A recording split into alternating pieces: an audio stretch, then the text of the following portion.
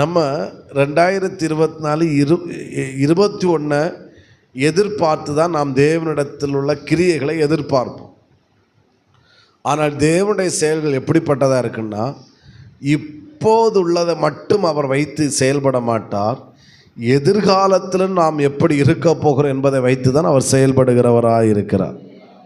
ஒத்துக்கொள்கிறவங்க சத்தமாக ஆமே, ஐயோ ஆமேன்னு சொல்லுங்க பார்க்கலாம்.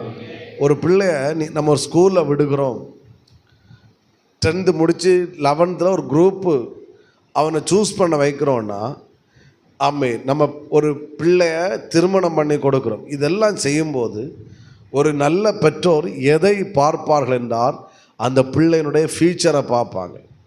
இப்போ கொஞ்சம் ஃபீஸ் அதிகம்தான், இப்போ இந்த படிப்பு கொஞ்சம் கஷ்டம்தான், இப்போ கொஞ்சம் ரிஸ்க்கு தான். ஆனால் இவன் இந்த 3 வருஷமும் கொஞ்சம் ரிஸ்க் எடுத்து கஷ்டப்பட்டு படிச்சுட்டான்னா அவன் ஃபியூச்சர் நல்லா இருக்கும். உண்மைதானே? பார்க்குறோமா? இந்த பையனுக்கு மேரேஜ் பண்ணி கொடுத்தா இந்த பிள்ளைக்கு என் குடும்பத்து வந்து என் பையனோட ஃபியூச்சர் நல்லா இருக்குமா? அந்த கல்யாண நாள் நல்லா இருக்குமான்னு பார்க்க மாட்டீங்க. அன்னைக்கு நல்லா இருக்குன்னு சாப்பாடு எல்லாம் ஓகே தான். ஆனால் மற்றும் பேரண்ட்ஸோட எதிர்பார்ப்பு என்னன்னா, பிள்ளையோட ஃபியூச்சர், பையனோட ஃபியூச்சர் இது கரெக்டாக இருக்கும்னா நீங்கள் களத்தில் இறங்குவீங்க. இல்லைன்னா யார் என்ன சொன்னாலும் நீங்கள் நோ அப்படி தான் சொல்லுவீங்க. ஃபியூச்சர் நல்லா இருக்குன்னா உங்களுக்கு ரிஸ்க்காக இருந்தாலும் கடினமாக இருந்தாலும் நீங்கள் களத்தில் இறங்குவீங்க. உங்கள் நோக்கம் என் பிள்ளையோட எதிர்காலம் அது நல்லா இருக்கணும். ஆமேன். பக்கத்தில் எந்த ஸ்கூல் இருக்குது, நீங்கள் விட வேண்டியதானே? ஆமேன், ஓகே தான். ஆனால் என் பிள்ளையோட ஃபியூச்சர் நான் இந்த லெவலில் வச்சு பார்க்குறேன். என் பிள்ளையோட ஃபியூச்சர் அதுவும் நான் செய்வதற்கு ஆயத்தம். 2வது ஒன்றை கவனிங்க, நாமே இப்படி எதிர்காலத்தை மைண்டில் வைத்து செயல்படுகிறோன்னா, நம் தகப்பன் என்னுடைய எதிர்காலத்தை அவருடைய கரங்களில் இருக்கிறது. அவர் ஒன்று செஞ்சார்னா நம்முடைய எதிர்காலத்தை கரத்தில் வைத்து தான் அவர் செயல்படுகிறவராக இருக்கிறார். ஒத்துக்கொள்கிறவங்க சத்தமாக ஆமேன்னு சொல்லுங்க பார்க்க. நாம் என்ன எதிர்பார்த்து தேவனிடத்தில் ஏங்குகிறோம்? ஆண்டவரே இப்போ இதை செஞ்சு விட்டுருங்கப்பா, இப்போ இந்த காரியத்தில் ஒரு அற்புதத்தை செஞ்சு. நான் அடிக்கடி நம்ம சபையில் சொல்கிற ஒரு வார்த்தை, பதறி போய் தேவன் ஒரு காலம் எதையும் செய்வதே கிடையாது. அவர் எதை செய்தாலும் நேர்த்தியாய் செய்கிறவர். ஆமேன். அமைதியாய் செய்கிறவர். அது நமக்கு ஆசீர்வாதமாகத்தான் இருக்கும். சில விஷயங்களில் கர்த்தர் பொறுமை காக்கிறாரா? சில விஷயங்கள் அப்படியே ஃபீல் பண்ணுறீங்களா? கவலைப்படாதுங்க, உங்களுடைய ஃபியூச்சர் அவருடைய கரத்தில் இருக்கிறது. அவருடைய கரத்தில் அடங்கிருங்க. அவர் செய்வது உங்கள் எதிர்காலத்துக்கும் ஆசீர்வாதமாகத்தான் இருக்கும், உங்கள் எதிர்காலத்துக்கு மகிமையாகத்தான் இருக்கும் என்பதில் எந்த விதமான சந்தேகமும் இல்லவே இல்லை. பக்கத்தில் கையை கூட சொல்லுங்கள், உங்கள் எதிர்காலம். நல்லா சத்தமாக சொல்லுங்கள். நீங்கள் டவுனானதாங்க நான் சொல்ல வச்சது.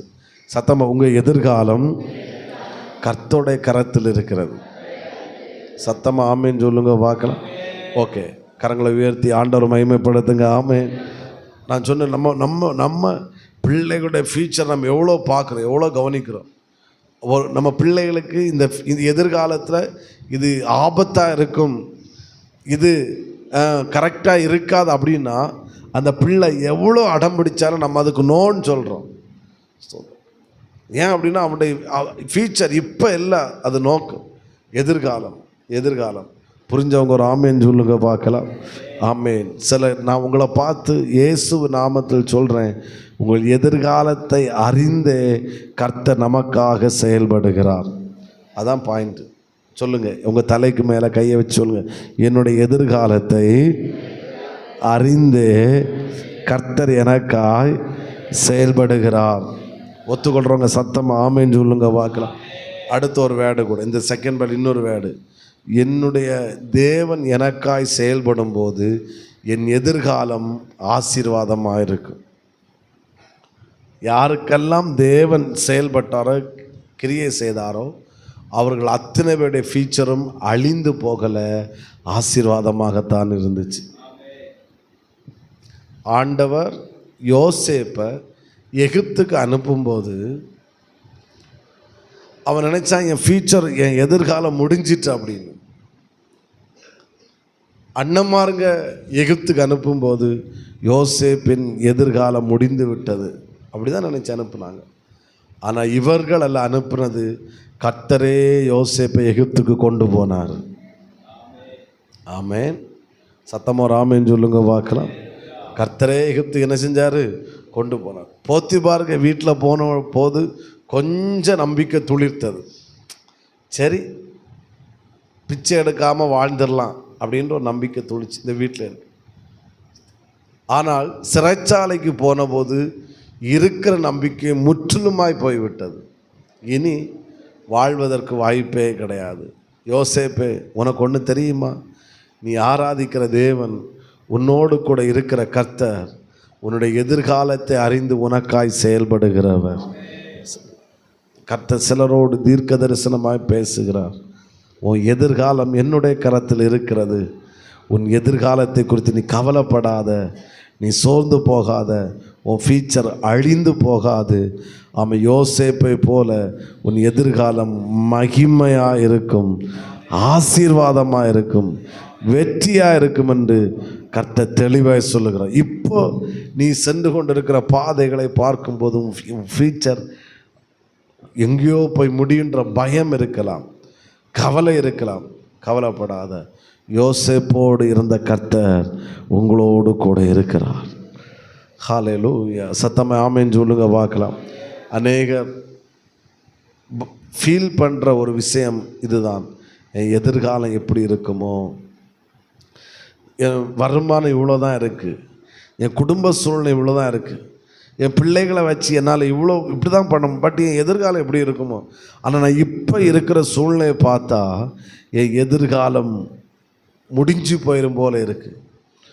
ஆண்டவர் சிறைச்சாலையில் இருந்துட்டு திரும்பவும் இன்னொரு லோக்கல், அதோட கீழ்த்தரமான இடத்துக்கு யோசேப்பை அனுப்பலை. யோசேப்பை அனுப்புனது முழு தேசத்துக்கும் ஆகாரம் கொடுப்பதற்கு, எகிப்து தேசத்துக்கு ஒரு இரட்சகனாக, மக்களுடைய தேவைகளை பூர்த்தி செய்கிற ஒரு மிகப்பெரிய ஞானியாக கர்த்தர் யோசேப்பை பார்வோனுக்கு அடுத்த சிங்காசனத்தில் கொண்டு கர்த்தர் உட்கார வச்சார். ஆமேன் சொல்லுங்க பார்க்கலாம். சத்தமாய் ஹல்லேலூயா. ஆமேன். திரும்பவும் சொல்கிறேன், இந்த வார்த்தை அடுத்த பாயிண்ட்டுக்கு போகிற முன்னாடி திரும்ப நான் சொல்லிக்கொண்டே இருக்கிறேன். உங்கள் எதிர்காலத்தை அறிந்தே கர்த்தர் செயல்படுகிறார். பக்கத்தில் உள்ள கையை கொடுத்து ஒரு முறை கூட சொல்லுங்கள், உங்களுடைய எதிர்காலத்தை அறிந்தே கர்த்தர் உங்களுக்காக செயல்படுகிறார். ப்ளஸ் பண்ணிருங்க. உங்கள் எதிர்காலம் கையை விட்டுட்டீங்களா? உங்கள் எதிர்காலம் ஆசீர்வாதமாகத்தான் இருக்கும். ஒத்துக்கொள்கிறவங்க சத்தமாக ஒரு ஆமேன்னு சொல்லுங்க பார்க்கலாம்.